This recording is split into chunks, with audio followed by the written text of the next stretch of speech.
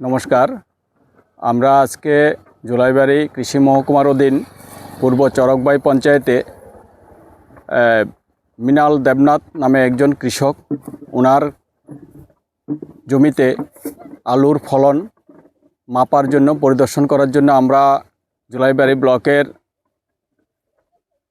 মাননীয় চেয়ারম্যান শ্রী তাপস দত্ত মহোদয় এবং বিএসসি চেয়ারম্যান শ্রী অশোক কুমার মৌক মহোদয় এবং অন্যান্য স্টেট লেভেল আমাদের অফিসারবৃন্দ এবং এখানকার অত্র এলাকার কৃষকরা সবাই এখানে আমরা আজকে সমাগম হয়েছি রাজ্যভিত্তিক আলুর ক্রপ কাট করার জন্য। এআরসি পদ্ধতিতে যে আলু সেটার ক্রপ কাট করার জন্য আমরা এখানে উপস্থিত হয়েছি। আজকে এই মৃণাল দেবনাথের জমিতে আমরা এসে এখানে প্রায় 7 রকম টোটাল 7 প্রকার আলুর জাত, এআরসির 7 প্রকার আলুর জাতের আমরা ক্রপ কাট করেছি।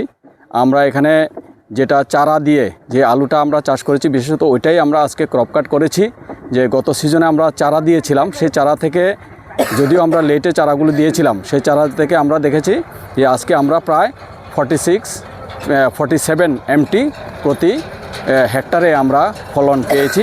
এখানে যে আলুর জাতগুলি আমরা এবার মৃণাল দেবনাথ চাষ করেছেন সেগুলি হলো করণ, নীলকণ্ঠ, তারপরে হিমালয়নী, শিবসোনা এবং উদয়, এরকম মোট 7টা জাত এখানে চাষ করা হয়েছে। ওনার প্রায় 2-2.5 কানি জায়গার ব্যাপী এখানে চাষ করা হয়েছে। আমরা দেখেছি, আপনারা দেখছেন এখানে প্রতিটা আলু আমরা সর্বোচ্চ আলুর সাইজ পেয়েছি 580 গ্রাম। 580 গ্রাম পর্যন্ত আলুর সাইজ আমরা পেয়েছি।